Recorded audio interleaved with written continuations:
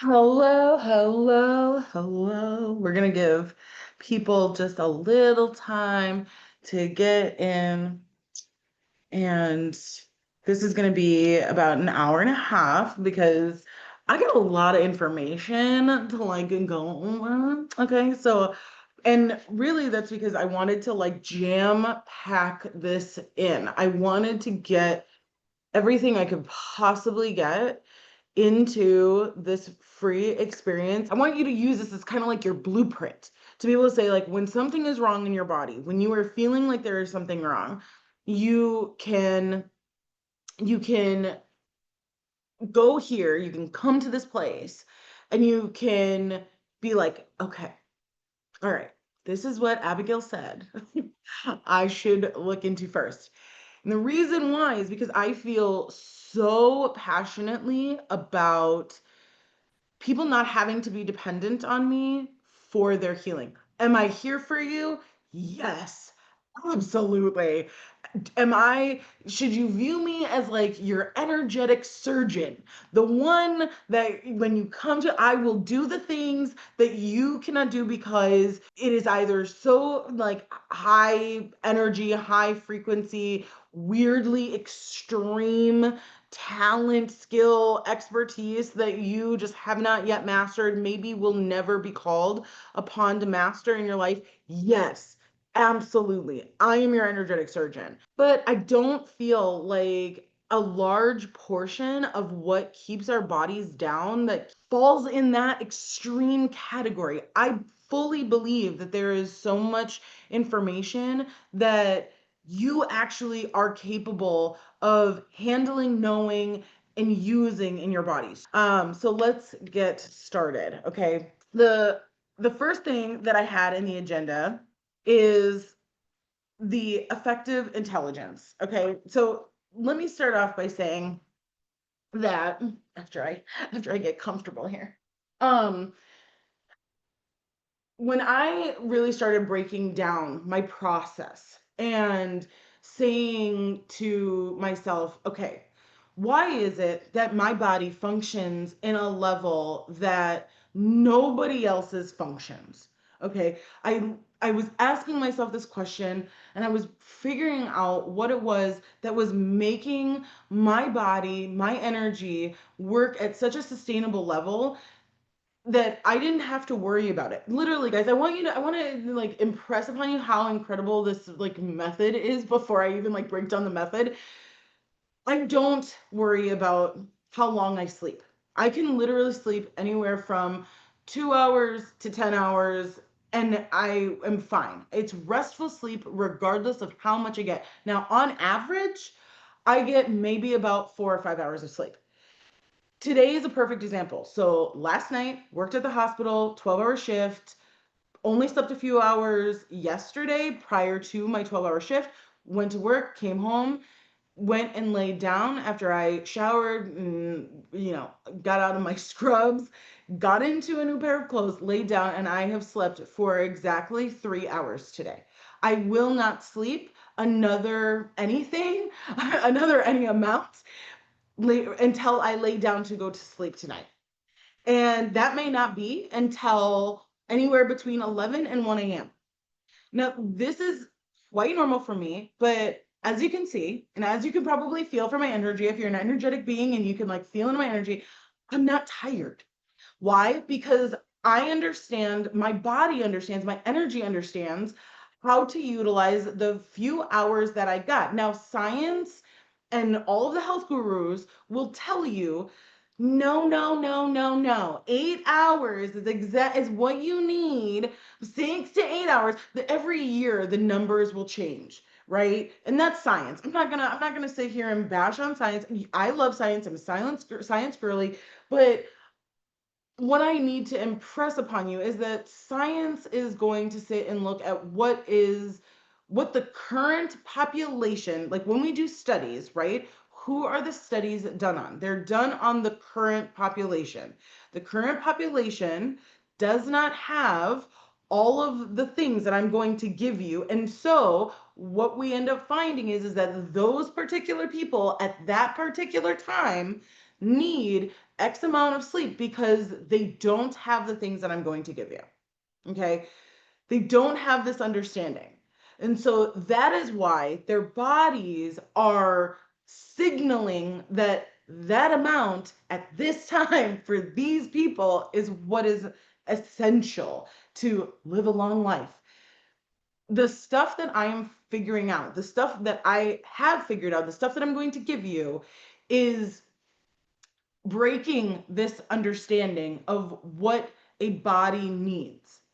Because the body, as I have found, is going to follow your energy 9 times out of 10. There are only a handful of rare, minute exceptions. And when I come across those exceptions, I handle them as the exceptions that they are, and I explain that to people. But for the most part, understanding how your body actually works and how energy works through and with your body changes everything. And so, as I was sitting down, really trying to figure out why my body and why my immune system, why my energy levels were so much different, and I didn't struggle, especially when I worked the stressful job that I did, especially when I had all of the stuff in my life that I have, because my immune system functions the way it does, this broke the bank. It broke the bank for me. So I started breaking it down, and the very first part that came to me was the effective intelligence portion. So I say portion because the 1% method truly is a 3-step process, and there are different portions or different sections. And so, this being the first part, I really understood after, and you guys will too, as we go through this, why this was the first step. And this is truly the foundational piece. Now, they all work together. And if I were to give you this imagery of the 1% method, it would be like a Venn diagram. It's kind of how I have put it out. And like the sweet spot is like understanding like the great center. And that's where I live. I live in the center of that Venn diagram. And so, when you understand these pieces, you learn how your individual body needs to work and needs to function inside of that center, right?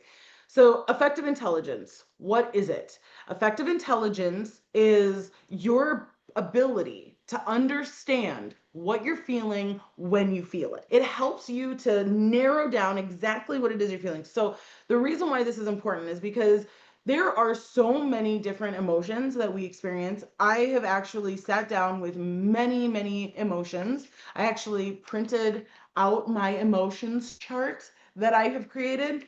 This is a living, breathing document. Every once in a while, I get a bug up my butt and I actually go and sit down with a new emotion. And so I've recently just added some. I recently added resentment, irritation slash frustration to this list. And but this currently is something like a 40, I have 40 different emotions on this current chart right now. And it goes across the spectrum. So we have high energy, high vibe, high frequency emotions like joy and exhilaration and all of, and go, wonder, awe. We have the to the center of it, which is like your contentment, your peace, the neutral emotions, right? And then we have the more extreme negative, if we want to use that term. Contracted is the term that I typically like to use. That would be like your depression, your rage, contempt, right? Now, if I'm listing off some of these emotions, and you're like, I don't know if I've ever experienced contempt, or I don't really know what apprehension feels like inside of my body. Don't worry. Most people don't. It's why when something happens to their body, when they start having symptoms, they have no idea what it is that they need to do. And so ultimately, I end up seeing them not in Breath of Life, but in the emergency room, the other call of my soul. And of course, in that setting, I treat them the way I have been trained to treat them. And then somewhere towards like the end of their uh session with me, their time with me in the emergency room, I usually will try to sneak in something along the lines of, so, how have you been feeling? It may start off as something that you might hear from a therapist's office, but I come at this from a very different perspective. If I can hear what it is that you are feeling or that you think you feel, I can really actually narrow it down by feeling into somebody's energy and really understanding what I know about emotions and what is happening in a body. And from there, I can figure out the root cause. The that's the gift, okay? But this is also a skill that I teach, right? And this is it, right? This is what I'm giving you. So, how do you do this? All right? The very first step is you have to start thinking about emotions as a language that your body speaks, okay? Don't think of symptoms as the conversation that your body is trying to have for you. Okay. I'm going to nix that right now. If you are looking at your body and saying, my lower back hurts. And so you start dealing with the pain as the conversation, I'm going to tell you that you're going to spend way longer in pain than you will if you did this my way.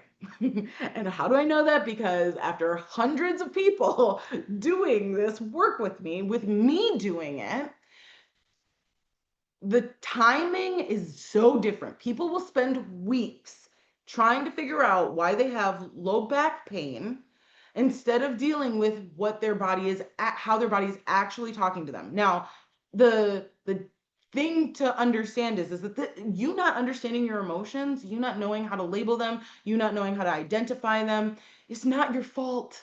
It's not your fault. We have lost a really true understanding of how the body functions. Even ancient techniques like traditional Chinese medicine has slightly gone off reservation. Okay. Traditional Chinese medicine, however, has the foundations in it. How many times have y'all heard them say the spleen holds anger or worry, the lungs hold grief, the heart holds sadness, right? All these things, right? They had the like basics in there where they started with emotion first, not saying, well, your heart is going faster than it should. You have an irregular heartbeat. Your tachypnic, which is the medical term for I'm breathing faster than I should be, right?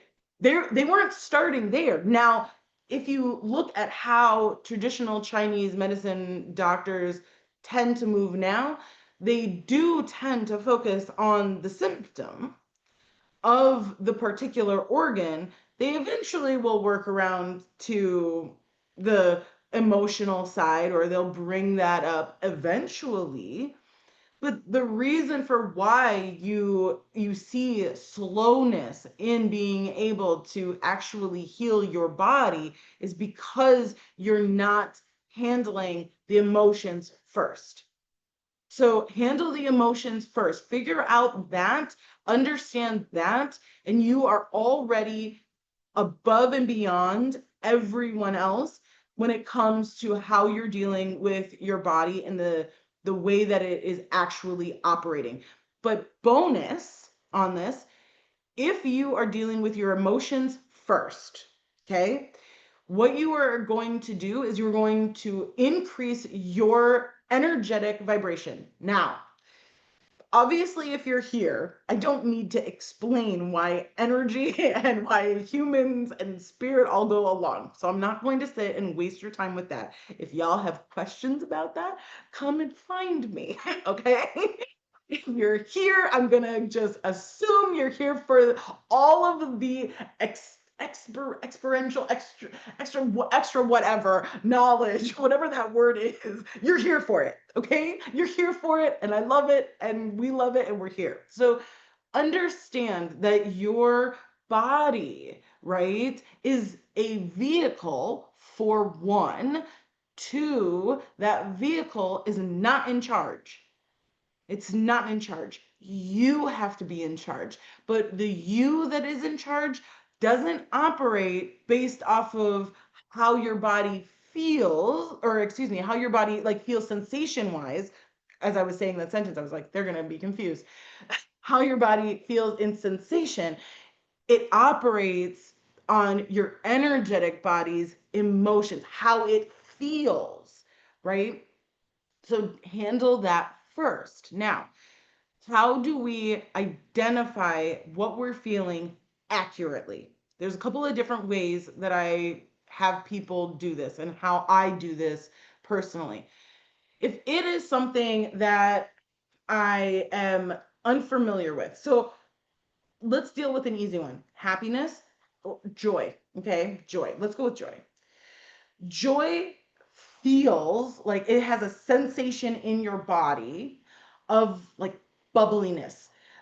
I want you guys to think of an emotion, or excuse me, think of a memory where you were just effervescently happy. Joy radiated out of you. Okay? Think of that right now. If you have to, close your eyes and try to find this brilliant memory where you were just feeling so incredibly happy. So incredibly happy that happy didn't even cover it. Because joy is actually longer term happiness. Joy is not just a fleeting moment of yay. It is more long lasting. So when you get married, could be a time when you're effervescently happy or in joy. Um, when you give birth to your first baby, not the labor part, but I'm holding them for the first time, skin to skin, and like my world has changed completely, and your heart is so full, and that effervescent bubbling is exuding out through your entire body. Now, I want to make a point here very quickly because I feel in my extrasensory tingliness that there are going to be some people who are going to watch this, listen to this, and go, I have no idea what this feels like. I have never experienced what you're describing ever in my life. I want to tell you it's okay. Okay?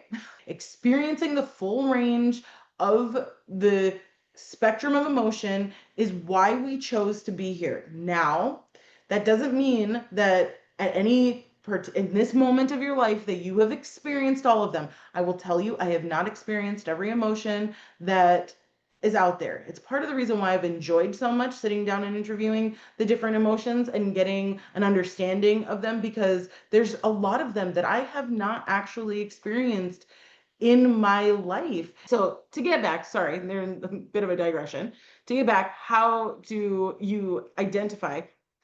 You have this memory in your head, right? You now have this sensation in your body. The sensation is what will start leading you to the emotion itself. Okay. Now, if you don't have access to my emotions chart to be able to, because the way I set this up is the very first column is how it feels in your body. Okay. If you don't have this chart to then go, okay, this is how I'm feeling in my body. So this could be the emotion that I'm feeling. Now I say could be because there are a couple of different emotions that present sensationally in our bodies the same. Take apprehension or nervousness and excitement. How do we tend to describe them? Butterflies in the stomach, right? You're about to go on stage, speak in front of thousands.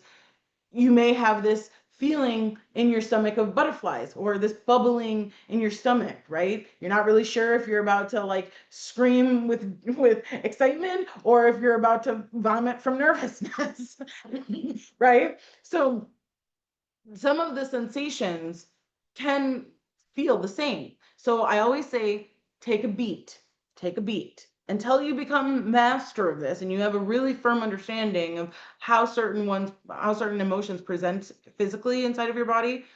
Take a beat. Okay. the next thing that you do to try to accurately identify is feeling into the space in your body where that emotion is presenting itself. So in the example of joy, right? You're feeling this all over body bubbliness, this tingling even maybe in your body. What is the action that feeling makes you want to do? Okay? This is the question that you ask. You're now understanding this sensation. What is the action that you want to take? So if you're feeling joy, the action that this sensation in your body probably makes you want to do is jump up and down, do one of these, right? Or dance around, make yourself look a little bit like a fool, right? But you don't care because it's so good. You just need to expand and you need to express and you need to get it out of your body, right? Now, if you're thinking about this and you're saying to yourself, okay, well, if I want to perform this action, this should lead you to, this is a high vibe emotion, okay?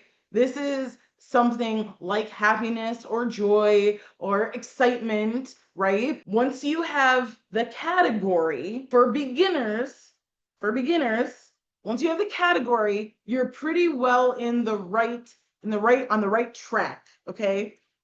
There are different levels of mastery to learning a language. Okay. There's the people who've taken French for their entire high school career, maybe a little bit of their college. They can read it or listen to it and know just enough to hurt themselves or to ask for the bathroom if they were to go to, Morocco. But they don't have a firm command of the language themselves. They're not proficient.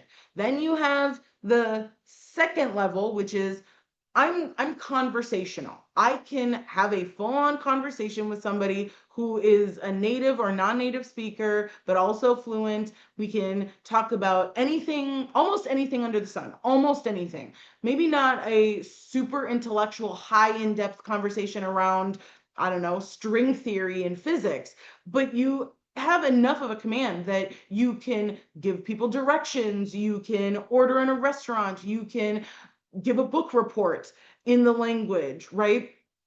And then you have extreme mastery of the language where you know the most minute, detailed words describing something, right? Or another way to look at this is you have a very large vocabulary of the language. You know the word happiness and effervescent and all of that, right? You start feeling like you're a little old-timey because you've got or you're an encyclopedia of the knowledge because you can pull out all the words, right? This same breakdown of levels also exists in the language of emotions. So if you're a beginner and you get into this, I think what I am feeling is this joy, happiness realm. Okay, you've got the category. You're pretty good, actually. You're not gonna end up going left when you're supposed to go right. All right. So from here, you now need to ask the question, what is the healthful action that this emotion or this category in this case is asking for me to do to healthfully express? And I keep using that word healthfully because you need to understand that emotions can come out in a very healthy way and a very unhealthy way. This is probably surprising to no one. When you ask yourself that question, what action does this emotion want me to do to healthfully express it? You're going to come up with something that you're supposed to do. Now, this is where people get stuck. People will identify the emotion and then they don't do jack about it. Okay? And this is problematic. You have to do something about the emotion. Why is this important? Because every emotion, positive or negative, will get stuck in your body if you do not do something about it. And so, if you don't move, even positive emotions, I want you to think about this. Even positive emotions, when not moved through and truly acknowledged and experienced, can get stuck. What does this look like? Mania. In bipolar, we call it extreme happiness, extreme upness, right? If you have ever seen or met or heard about somebody with bipolar disorder in a severe manic episode, you know that they are very nice. They are very happy, but they are also a lot, and no one wants to be around them. So when somebody tells you that being in an all-time state of happiness all the time is what you want or should be shooting for, I say bullshit, bullshit, bullshit. No, that is not why we came here. We came here to experience and have a full spectrum of it. Does that suck? Yes. Do we absolutely want to have more times than not for us to be in a more positive space? Yes, sure, of course. We want to be able to create this very beautiful and amazing life for ourselves where we're experiencing happiness and joy more times than not. But what I will also tell you though is that from a biological perspective, being in this hyperactive state all the time is not healthy for the body biologically. Homeostasis does not mean that you are going to be in a high level all the time. What homeostasis means is an ability to shift to a state that is ideal. Okay? And so you have to think about, from an energetic perspective, what homeostasis looks like on an energetic state. Now, that does not mean that you should just be sitting inside peace and contentment all the time in this more neutral, not extreme on either side space, but you should have the ability to move through emotions as you feel them. Emotions come and they go. They're meant to, because you're going to experience something new every day, every moment. 1 minute, somebody's going to piss you off. And if you have the ability to recognize the emotion of you being triggered or a boundary being pushed, that you can then deal with that and move back into a more contented or even happy state, and then recognize when you're happy and you're enjoy, and be able to say, wonderful, now I get to share this with everybody and I can move back into this more contented space and continue to flow. That is what you want. That is truly what you want to try to achieve. Now, the healthful action, figuring out what the healthful action is probably the trickiest part. I will say that. Some people will say that the hardest part is trying to identify, but as I said, if you're getting into just the category of it, that's actually you've fulfilled the obligation. You've done the thing that you need to do. The healthful action that your body needs to commit to, is going to be the harder part. And that's where I say, you want to take some time with this and understand, obviously, having the chart is a really beautiful, easy way to kind of get an idea of what needs to be done. I'm going to give you a few large overview categories to kind of give you a starting point. Okay, so if you don't have pen and paper, get one, or be prepared to come back to take notes later. So I'm going to go over the 5 big categories. Okay, if you don't know what the 5 big categories are, can't already kind of think about what those 5 big categories are, I want you to think about the Disney Pixar movie Inside Out. Joy, anger, sadness, fear, and disgust. Okay, those are going to be the core 5. In the different categories, right, we already talked about how there are different levels of the emotion, right? Joy is higher vibration than happiness, which is higher vibration than like contentment, right? But they all fall in the same sort of category, right? Rage is the most extreme version of or one of the extreme versions of anger. Anger then would be above something like an irritation, right? So you get the point.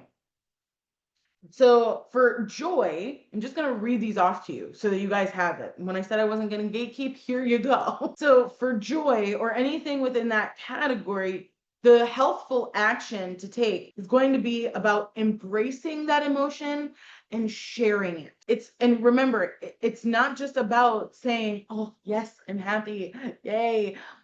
That's the embracing part, but you don't want to stop there. You want to share it. You want to get on the phone and say to your person, oh my gosh, this thing just happened to me and I'm so freaking happy. Or to go home from your shift and be like, I just had an amazing shift, or I just had an amazing experience. Get on social media. Even one of the best things about social media is that it is a way to globally share so that emotions don't get stuck. So there's a variety of different ways in which you can express and share what is going on in your world. If you don't have social media, if you don't want social media, if you don't have a person, some people out there are very hermity. I can understand. I get it. If that is you, then sharing can also be writing it down in a journal, writing your future self a letter that says, oh my gosh, this amazing thing happened to us, and I just want you to remember it. For anger, okay, the action that you should take to healthfully express it is to set or reinforce your boundaries. Okay. Why is this important? Because when you're feeling anger means that something about your world, yourself is being threatened. Okay. I want you to think about this. You're at a bar, you're having fun, you're either with a group of people or you're by yourself, and you're just feeling yourself and you're having fun, and some creep walks up on you and they're in your space. They're really in your space and they're destroying your peace and happiness. Now, for some people, you may feel fear. And I'll get to the helpful action of that too. But I want you to remember too that humans are complex individuals, and you have the ability to feel more than one emotion at the same time. So you may have, fear on there in this particular situation, but probably underneath that is you're kind of pissed off. Somebody has decided that in their mind, they get the right to step to you and get in your space and start threatening your peace and your personal boundaries. The healthful action to take when you're feeling anger is to set or reinforce your boundaries. You look at this person and you say, I need you to take a step back. Please and thank you. Or your kids do something that pisses you off, like leaving, I don't know, dishes in the living room when you've told them 100 times, bring your dirty dishes into the kitchen, people. Please do this because it's easier, it's cleaner, it's whatever, right? When you see the dirty dish, you start to be irritated, you start to be angry, and you're like, I told them, why can't they listen? Right? You set and reinforce the boundary. I told you to pick up your dish. Please go take it to the kitchen. Right? As soon as they do it, what happens? You have now set and reinforced the boundary. The anger dissipates because they've done the thing, right? Now, understand, if your spouse, for example, or your significant other, you think that you're feeling anger and you set and reinforce the boundary, and you're still feeling some sort of a way, what you're feeling then is not just solely anger. For fear, the helpful action that you need to take is you need to speak out. You need to voice the unknown and make it known. Okay? Fear happens when you don't know what you need to be worried about, right? This makes sense, right? You are out in the dark. You don't know what's out there. This dude stepping to you in the bar, you're afraid because you don't know what he's going to do. Is he going to grab you? Is he going to Ted Bundy you? Is he gonna, like, you don't know. So when you say that out loud, I don't know what you want. You're now voicing the unknown into the known. And now that emotion can move through you healthfully because now you're not allowing your ego or your unconscious mind to create something that may not be true. That guy can then say, "Oh, I'm so sorry. I thought you were very beautiful and I just wanted to say hi, maybe buy you a drink." And now you're like, okay, I know your intentions now. I know you're not trying to hurt me or whatever. You can maybe pick up, his sincerity, or maybe you pick up the smarmy manipulation and you can be like, yeah, nah, I'm good. Thank you. Thank you, but no thank you. Right? And now you've taken control over the energy moving through your body. Sadness is your energy's way of asking you to seek out community, to not be alone. So, this is the time where you get on the phone and you text your best friend. This is where you set up a meeting to have coffee with an acquaintance or a coworker. And sometimes it's not needing somebody to fix anything. Sometimes it's simply the act of having this, knowing that you have the support of a shoulder to lean on or to cry on or whatever that eases the feeling inside of your body. This really is made very clear when you think about when somebody passes. We usually don't sit in that passing alone. Those who do struggle a lot longer and a lot harder than those that go to, the funeral, right? Funerals are a way for people who are all feeling sadness or an intense version of sadness to come together in community and to support each other and to share with each other and to be in community, right? The last one, disgust, okay? For disgust, the helpful action is to be brave and stand in your power. Now, I want you guys, this may seem a little weird to say. I'm going to explain. When we're feeling disgust, what is going on is a feeling of being tested, okay? You're legitimately having your energy being asked the question, do you or don't you? Okay. And this feeling of disgust is coming up because you're trying to discern where it is that you need to be going. You're feeling the pressure of the test of, well, are you okay?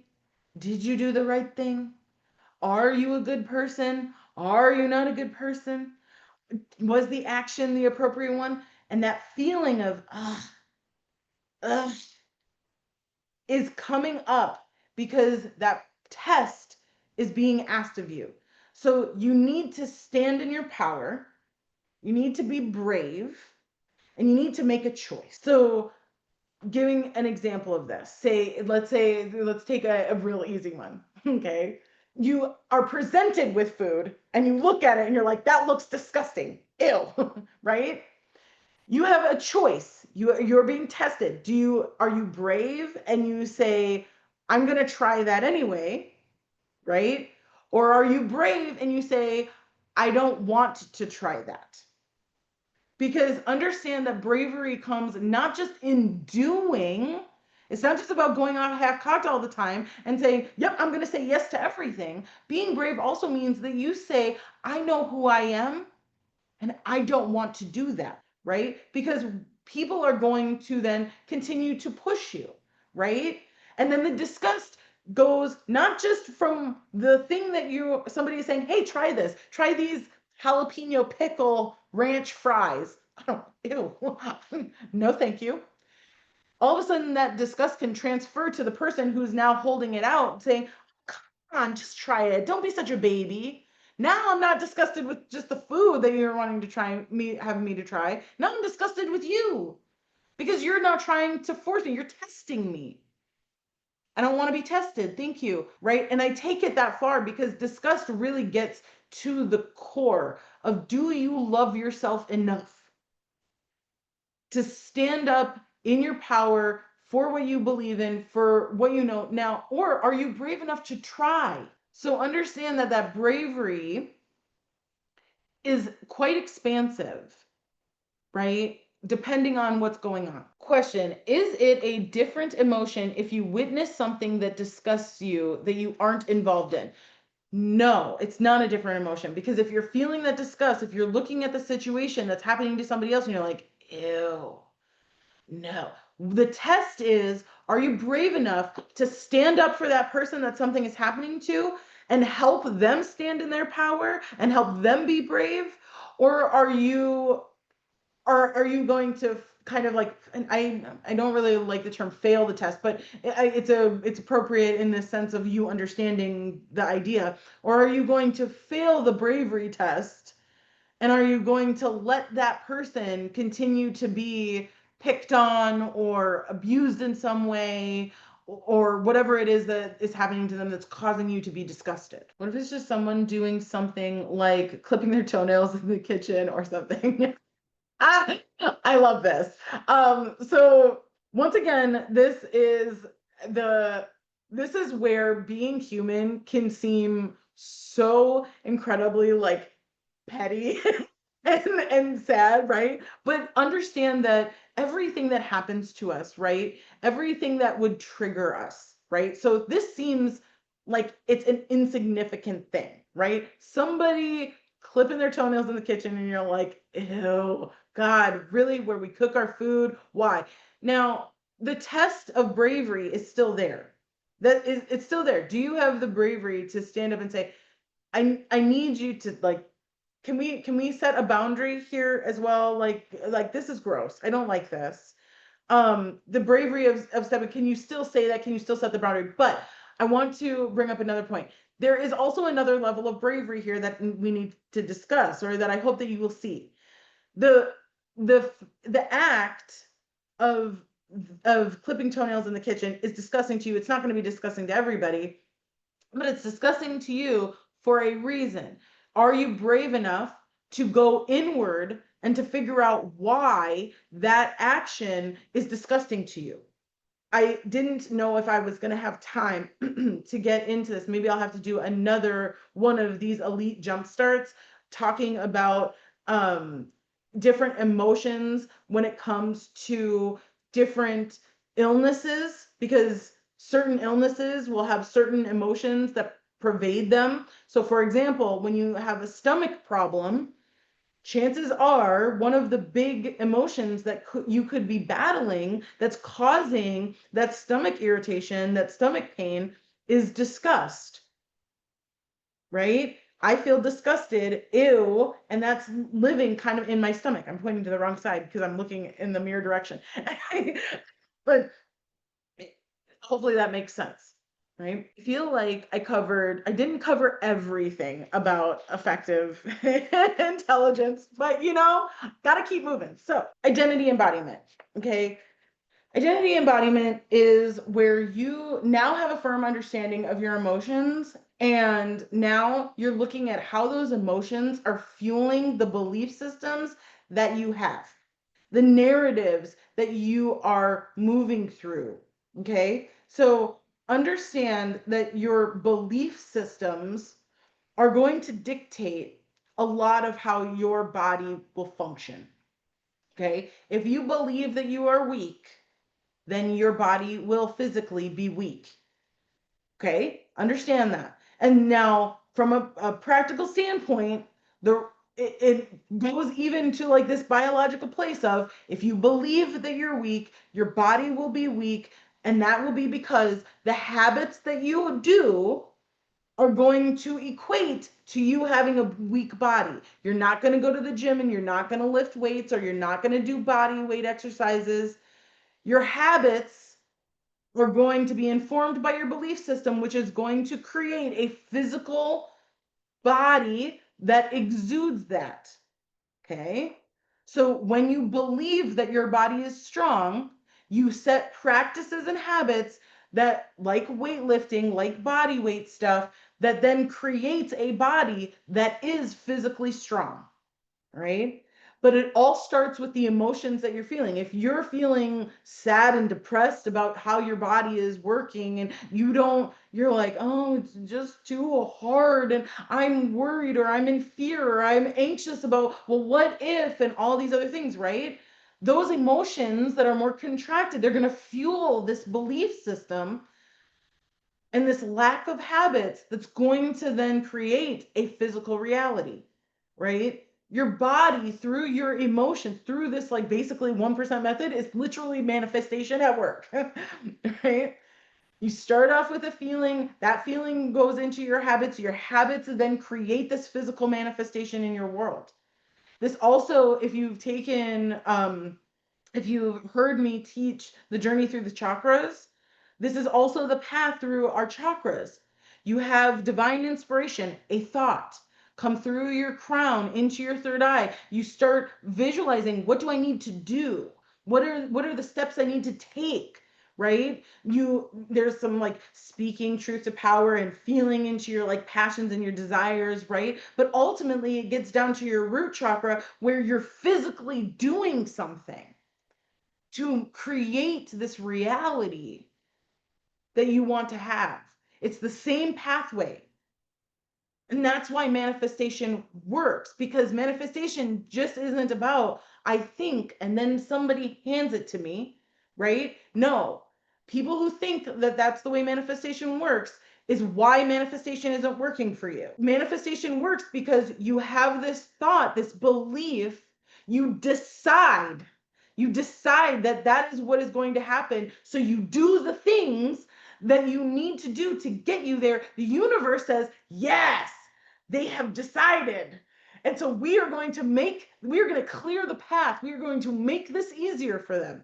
So then they help you clear out the emotions and the stuff and the blockages, right? So maybe that looks like your world falls apart a little bit, but the universe is helping you to clear out the foundations so that the thing that you want to bring in can actually land and has the ability to be there. So let's take the example of you want to lose weight, right? This is a pervasive one for so many of us, right? You decide that you're going to lose weight. You have that divine inspiration, so you take the actions. You eat, make healthier choices when you eat. You move your body at least 30 minutes a day. You lift weights to help increase your metabolism, right? You make sure you're getting all of your vitamins and minerals. And what does the universe do? The universe clears out the way. It starts bringing up these, it helps you by showing you your triggers. It shows you what your relationship to food is like, and it forces you, right? If well, I shouldn't say forces, the universe doesn't ever force anything, but you then have this opportunity to actually investigate, what is your relationship like with food? What is your relationship like with movement? Is there resistance to showing up and moving your body every single day? What does that resistance look like, right? The universe provides you with these moments to actually investigate this so that you can clear out these blockages. And what happens? A year later, you look in the mirror and you're like, dang, good. I've shown up. My discipline is better. What the hell? What the hell happened? And people are like, well, I showed up every day. Well, of course you did. But in the I showed up every day, you didn't turn away when something got hard. You decided that if you missed one day, it didn't mean that all of the work that you put in was for naught. You just said, yep, I didn't show up that day. I didn't make the best decision. That's okay. Tomorrow is a new day. And you kept going, right? And at the end, what comes is you manifest this new reality, this new body that you're so much happier with and that you feel better in, right? So that's the path. And that is when we're looking at identity embodiment, it's truly you saying, here's what I'm feeling like. Is this suiting me? Is this suiting me, or is there something better? So this is the first thing that I want to tell you about identity embodiment. Stop asking yourself the question of who you are right now. this is going to stunt your growth so much. Why? Because who you are right now, if it's working for you, great, wonderful, beautiful, stick with it, right? But I'm going to go on a very short limb and I'm going to guess that for you, being in the space you are right now may be fine and may be good, but there's probably something better you want for yourself. And truly stepping into a higher identity, embodying that higher identity, the only way to do that is by asking yourself not who you are right now, but who do I want to become? Write that question down.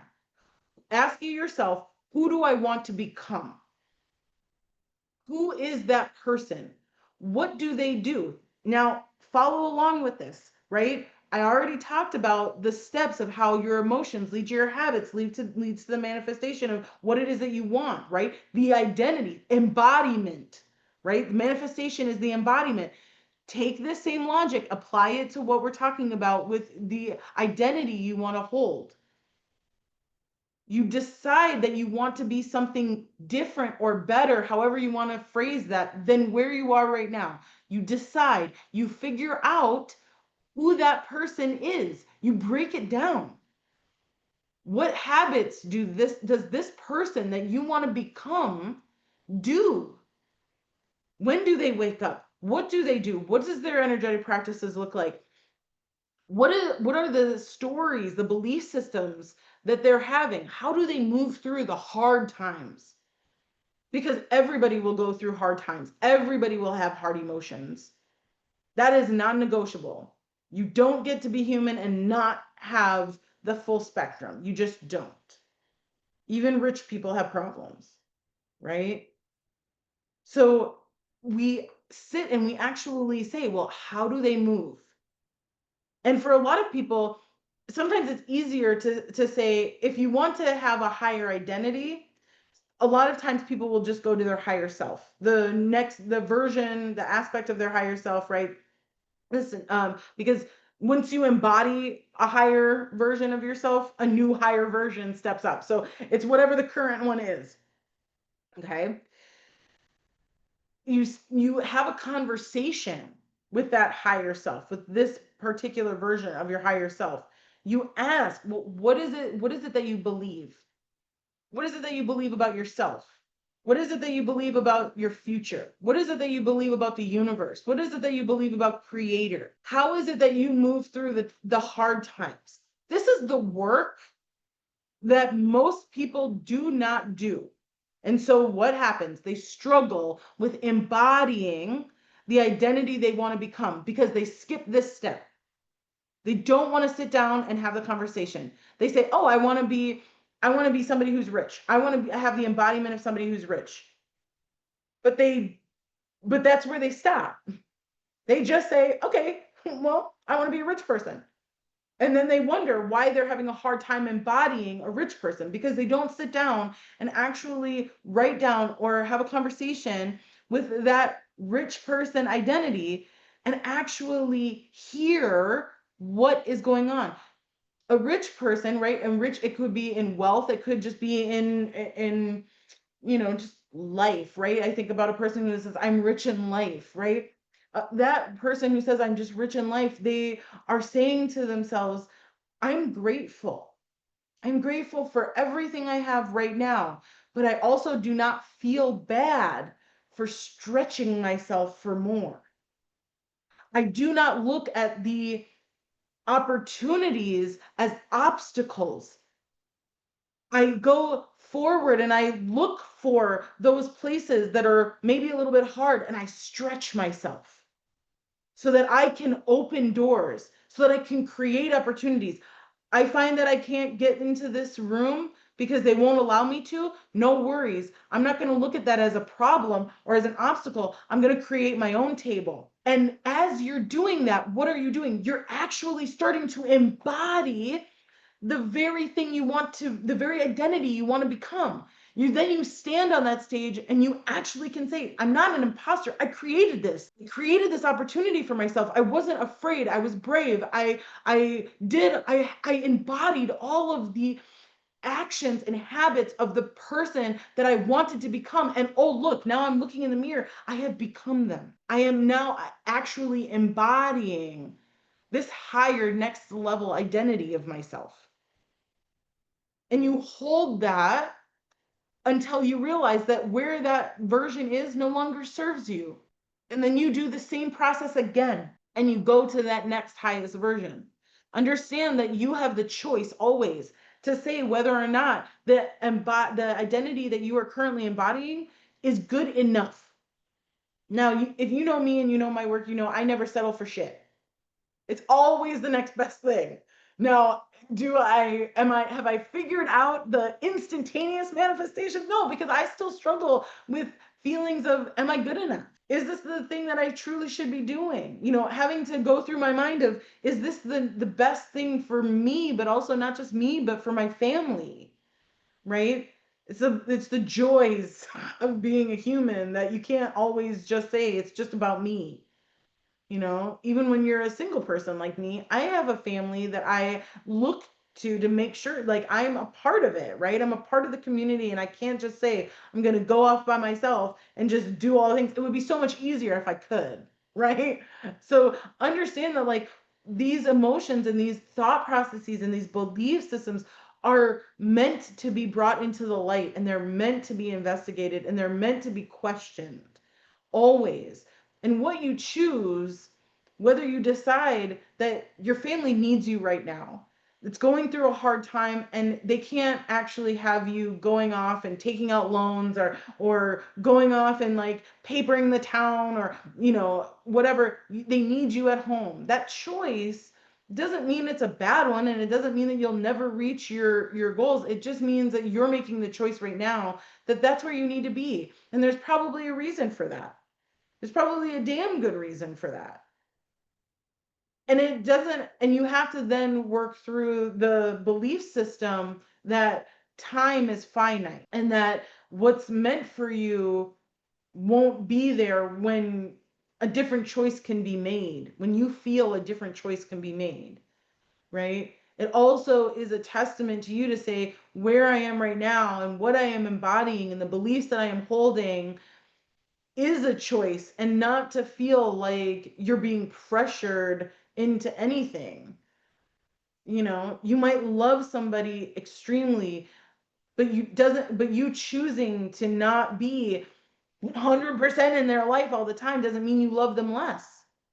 That's a very like personal example for me having to choose to not be a 100% caregiver for the love of my life, who's my nephew, and choosing and recognizing the choice that I'm not going to be 100% present all the time for him, but that when I am present with him, that I'm going to give it my all, and that I'm going to be there 100%. And I'm not going to be pulled in 1,000 different directions. And I have to work through that belief that the emotions that come of, oh, I'm a bad auntie, or I'm a bad sister, or I'm a bad daughter, or I'm a bad business owner.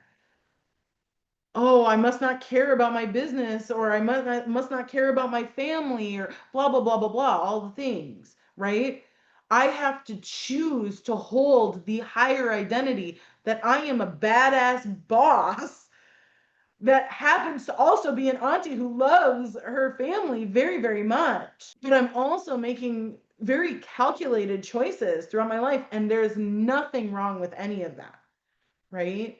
That is a conversation I have daily, y'all. Because sometimes embodying an identity takes a little repetition. And this is the last point about that I'll make about this. When we are going into a higher identity, we've decided what that identity is that we want to hold. I want you to remember that we're not on a straight path up, down, or horizontal. It's a spiral, y'all. And so we have to remember that every day, every moment that we have is an opportunity for learning and for growth. You guys choosing to watch this, to be here, to be present, to hear and experience and be in this moment is a learning for you. And it's something you will be able to take away with you and utilize in your next tough moment, right? Hopefully, a lesson or multiple lessons in this will come back to you time and time again, where something will happen and you'll have a, oh, I remember somebody said this or Abigail said this, right? And so I'm going to use this. I'm going to understand this is the emotion that I'm feeling. I'm going to understand this is the belief that it's fueling. Oh, that's right. These are the habits I've created based off of this. So of course this is why this identity isn't landing. Or of course that's why this identity is working and I am landing in it because I'm moving in the way that I'm supposed to be, right? It's a learning. Everything is usable. And when a hard spot comes around on your journey up the spiral, it may feel like it's a similar situation. It may be a very intentional universal trigger, but you can't forget that you sat in this moment, you learned, you gained knowledge, and now you have tools you didn't have before. Don't negate that. And once you acknowledge that, you will address every trigger or situation that feels like it's been something you've already gone through before in a new way, in a different way, in an elevated way. Okay, you have to choose to view your life as a continual spiral up to a higher place always. And so the last piece of my 1% method, of the way that my body is able to function at its highest, most optimal level, the reason why is because I have bioenergetic sovereignty. Bioenergetic sovereignty is the energetic practices that you put into place that allow for your energy or your emotions, is another way that you can look at that, and your identity to actually become one. It helps to bridge the gap. It helps to intertwine them and interweave them so that the communication lines between those two aspects actually form this like triad. Okay, it's the energetic practices that interweave become the third leg or the third prong or however it is that you want to say that, and helps to be the glue of these other two legs. Okay, so when you are looking at the energetic practices that you have, there's so many different ones. What we're going to go over, what I'm going to teach you is the practice I use. Okay, but there are an umpteen many of them. Examples are EFT, which is the tapping, right? Um, Another one would be breath work. Another one would be Reiki. Another one would be theta healing, for example. Okay. Meditation, has various forms: mindfulness meditation, transcendental meditation. All of those are also other energetic practices that you might use to help bridge the gap. For me, and the way that I have really found to be able to pull the most and have the most energy, the most sustainability, and the harmonizing, the truly harmonizing effect inside of my body is through active meditation. Now, I of course add in a little bit of breath work into my practice, into my active meditation, but I will admit that it's not the end all be all. It's pretty much like a bonus that I'll sometimes throw into my day. I don't necessarily do breath work every single day. I do it when I feel like I need it or when my body is asking for it, but it's the active meditation piece that is making my body function in the way that it's supposed to because of that intertwining. And as that intertwining happens, what I gain from that, the transformation, the outcome that my body, physical body gains from that is an elevated frequency inside of my cells. So we're now talking very scientifically, very biological, not woo-woo at all in this, because this is what it is doing. And science has been able to and is able to back this now. And I'll be doing my own research to give even further evidence of this here soon.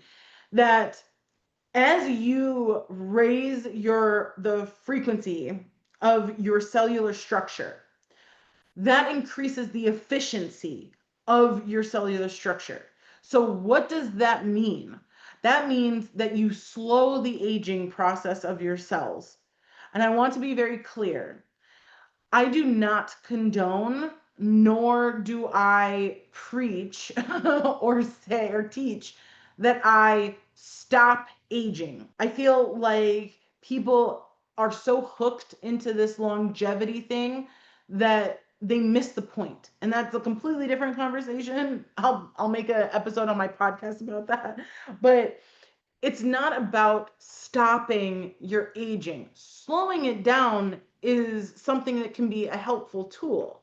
Making your cellular structure more efficient at regeneration is a helpful tool when your end goal, when the thought process you have in your mind is that you are trying to enhance a body to allow you to complete your soul's mission here on earth.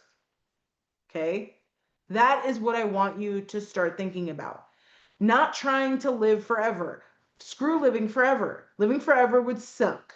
Okay? In one body. You are going to live forever. You are an eternal being. Your spirit and your soul is eternal. It will and it will always be. So if you are wondering about, well, I just want to, if you're sitting here going, I just want to live forever, let me disillusion you right now. You are already living forever. But why do you want to live forever in this particular body? Live forever and experience a multitude of bodies and experience a multitude of lives. That is what you're going to do. But this one body, this one life, it's you chose it for a reason, because there was something you were meant to do. There was something you were meant to experience. There was somebody you were meant to touch and impact, whether it's one person, 10,000 people, or a billion people, right? That is why it's so important to keep this body, this physical vehicle, healthy and operating at its highest level, because you have a job to do. Your soul has a job to do. And so we want to make sure that this body is capable of lasting until you have done that, right? Those who are focused on longevity and trying to live forever in this one body, what that tells me is that they don't know their purpose and they're afraid. They're afraid of the unknown.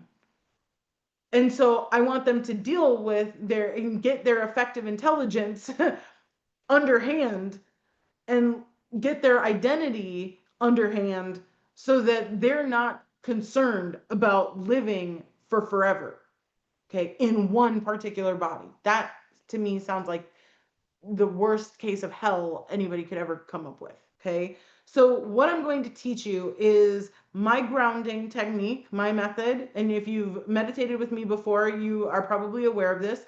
What I'm also going to have you do, we're going to connect to our 3 anchor points, which is the earth, our higher self at the 13th chakra, and source.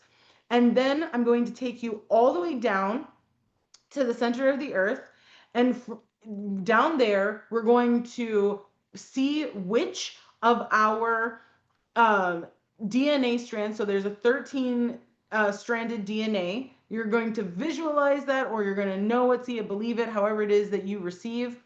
And we're going to see which ones of those are ready to be integrated into our crystal pillar.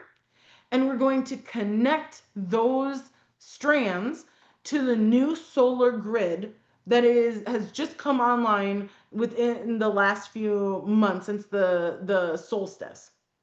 Okay?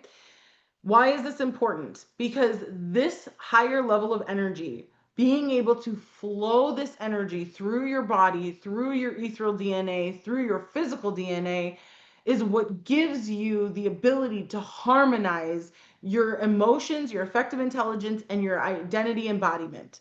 And being able to hold your beliefs with your emotions, with your habits. Okay. And the outcome that you get is a higher functioning body. Okay. Because your physical body will follow your energy. So now that you know what we're going to be doing, let's get to it. Go ahead and we're going to start with 3 deep breaths in. Deep breath in 1. And release. Deep breath in 2. And release. And deep breath in 3. And release. I want you to drop your energy down to the base of your spine. We're going to clear out our cerebrospinal fluid. We're going to clear out our spine. On your next exhale, you're going to squeeze your energy up through your spinal cord, up into your brain, around your ventricles, and on your inhale, bring that energy down to the base of your spine. 2 more times. Exhale, squeeze your energy up. Inhale, drop your energy back down. Exhale, squeeze your energy up. Inhale, drop your energy down. Now bring your awareness, your energy up to the center of your brain, looking up and in, feeling your third eye awaken,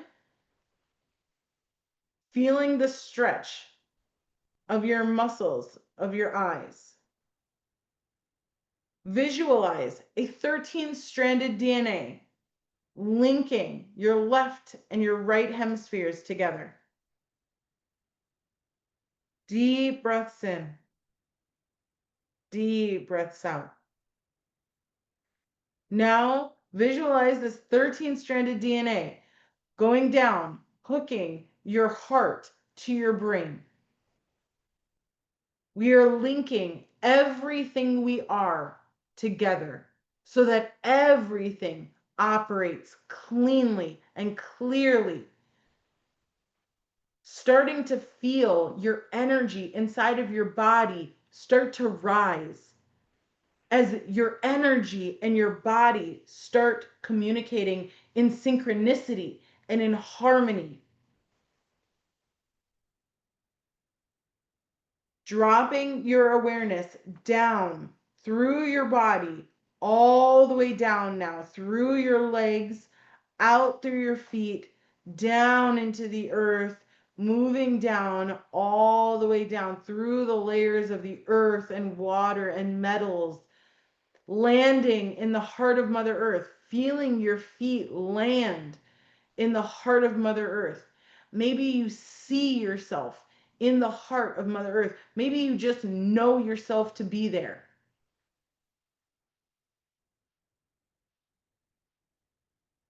Deep breaths in. Deep breaths out.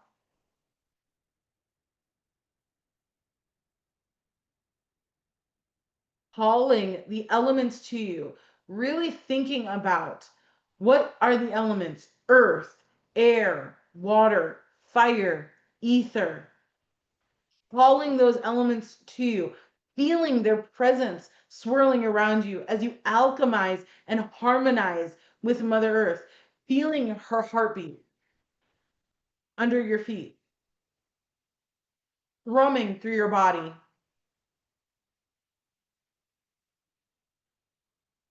Deep breaths in, deep breaths out.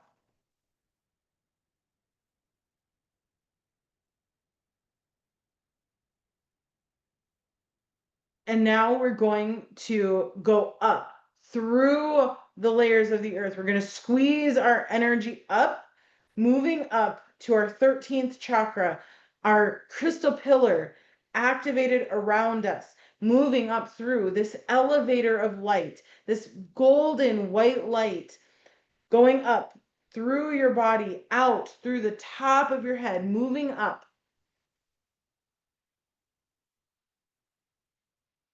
landing in your 13th chakra, visualizing, knowing, seeing, feeling a pure white space,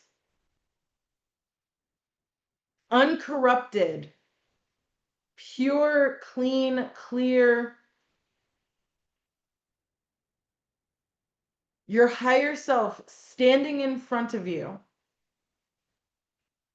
This higher version of yourself that knows how to move through your obstacles, that is giving you, whispering in your ear, encouragement and love and support. Getting a sense of who this version of yourself is.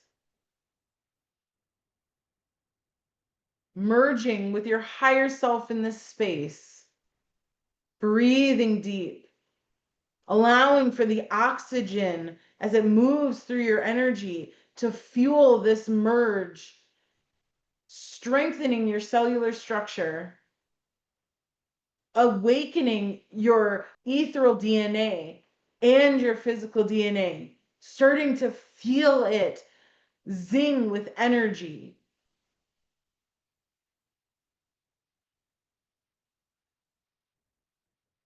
Taking a deep breath in and seeing a golden disc under your feet, and we're going to rise up through the layers of your chakras, through your ancestral chakras. And that for those that need my help, I'm helping you move up. If you know the pathway, go to the 39th chakra or higher if you are feeling called.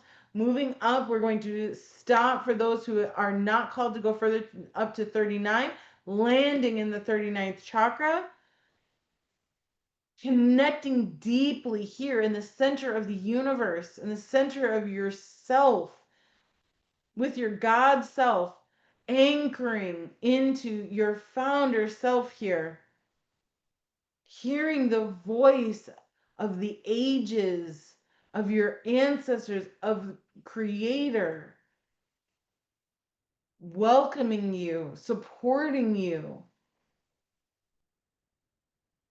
enlivening you, pulling energy into your energetic body, feeling source energy moving through your entire body, lighting up the dark spaces, dissipating the shadows and the blocks. Maybe for the first time ever, you start to see your third eye opening, fully able to see the space around you, to see Source, Creator in its infiniteness.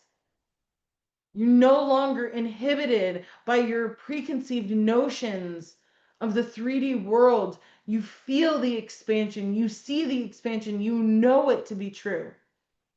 And your energy accepts it. Sucking up this energy like it's thirsty, like it's been just starving for water. And you're drawing it in. Breathing deep. Exhaling all of that air out. Breathing in deep. Exhaling. One more. Breathing in. Exhale.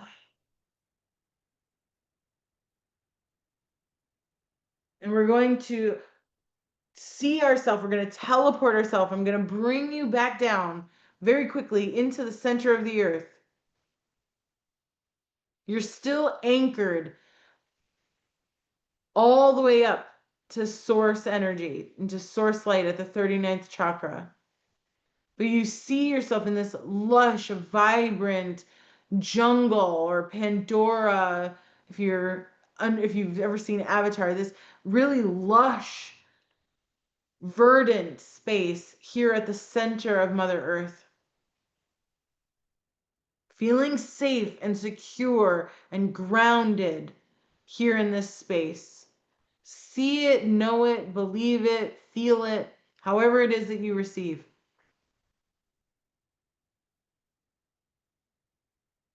And in front of you, either on a screen or in a holographic form, or maybe you just know that this is what is in front of you, seeing a 13-stranded DNA. Now, I want you to let go of your preconceived notions of what a DNA should look like. You know the double helix, but let it go. Let that imagery go.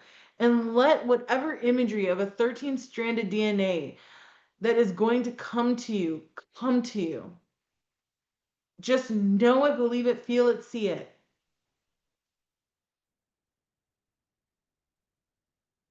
And as you're visualizing this, seeing this, knowing this, get a sense of how many of these 13 strands are ready to be activated through your crystal pillar and anchored into this new solar grid.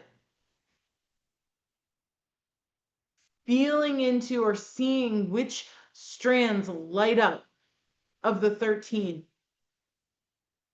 You may feel or sense that some strands are either fuzzy or dark, or they're just not ready yet, and that's okay. Breathing deep, taking those strands, seeing those strands, letting the hologram or the screen in front of you, just let it dissipate, and now feel into your body, into your energy. Feel for those strands that were ready, that showed you they were ready. Anchor them in a three-pronged way. So however you want to visualize this or know it to be true, a three prongs of these strands anchoring into the earth, but feeling down a little bit further. You're going to feel the grids beneath you. And there's multitudes of grids. There's the priestess grid down here. There's the Christ consciousness grid down here. But you're going to feel for the highest vibrational grid. That is the solar grid. This vibration is like going from a 120 voltage to a 220 voltage. It is exceedingly high. It's bright. It's hot. It's like plasma light. But instead of it being in a wave pattern, it's going to feel more stable than that. Linking those strands in that three prong, linking it into that solar grid, into that feeling, knowing it to be true. Anchor in. Do not do this half-ass. Anchor this sucker in. And once you anchor it in, it's going to explode up, going through your crystal pillar, up as high as it feels called to go. Let it go, feeling it expanding up. And you may even rise with your energy. You may feel yourself going up with this energy and with this DNA going through your crystal pillar, structuring and redefining your crystal pillar. And it's going to naturally stop somewhere. Let it naturally stop at whatever level of your crystal pillar it's ready to stop at. For some of you, it's going to go up through your ancestral chakras and stop at 27, the first step of your source code chakra. For some, it'll go all the way up through 39. For some, it may go beyond 39. Whatever it is feeling called.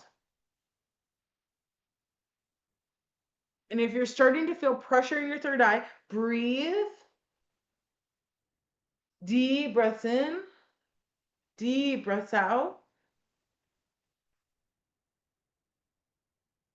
Deep breaths in. Good. Yes.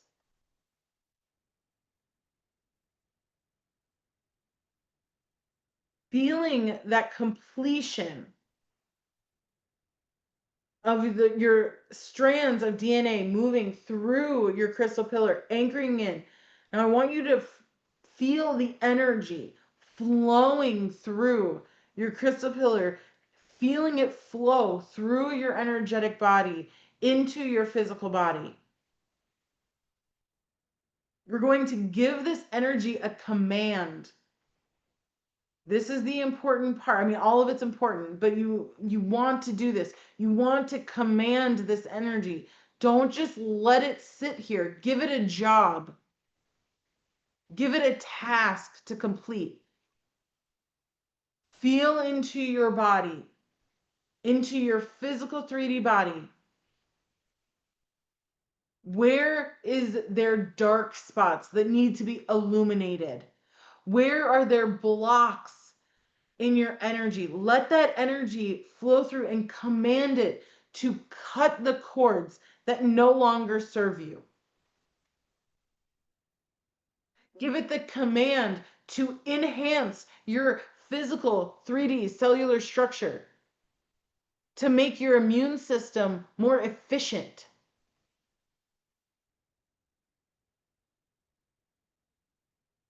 Command for your energy systems to rise to the next level that is more sustainable.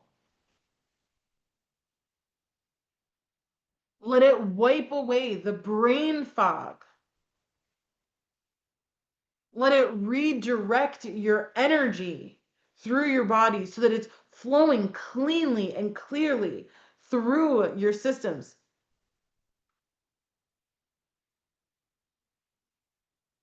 Instruct this energy to rewire your brain patterns, to make you vividly aware whenever your ego tries to limit you.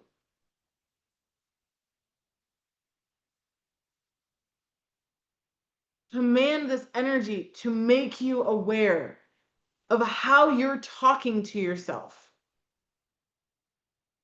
to make you aware of when you fall down into a lower self, and give you the discipline, the practice to rise up out of your lower self into the next highest version of you. Syncing your body to your energy in a clean, clear line that is harmonized and regulated. We're letting go of regulation. Now it's about harmony. It's not about coming and going. It's about sustaining in this field, being able to move through this layer of harmony and energetic awareness.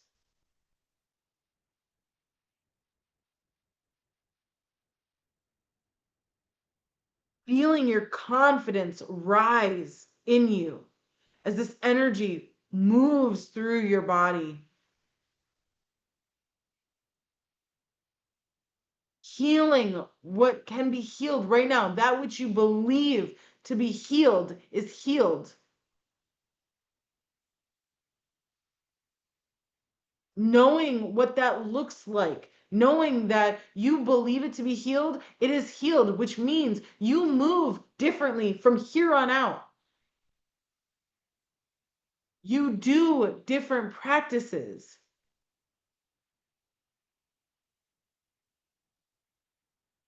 You're now given the ability to fully commit into who you are. This next highest version of yourself, truly embodying it. Seeing yourself embody it. Deep breaths in. Deep breaths out.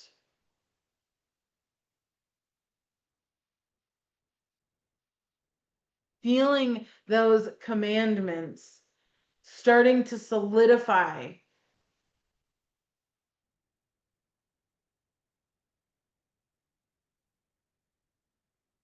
And slowly bringing your energy back down through the layers of your chakras.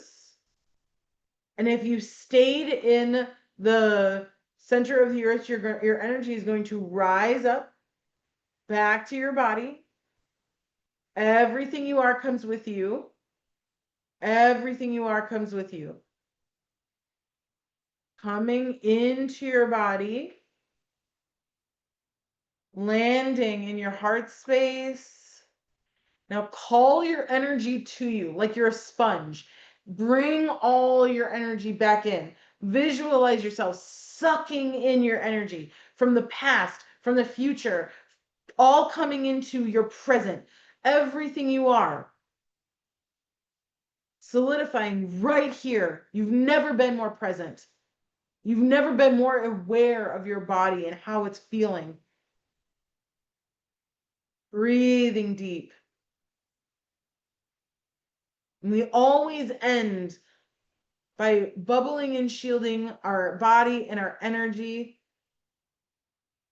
bubbling and layering ourselves with our favorite sacred geometry, our favorite color, layering in gold for good in, good out. Thanking our guides, our angels, our protections. And then shielding ourselves with a very hard material like diamond, adamant, just imbuing the shield with the command, only that which is in our highest and greatest good may enter. All else, let it be transmuted and sent to source. Breathing deep. Slowly wiggling your fingers and your toes. And coming back to the room.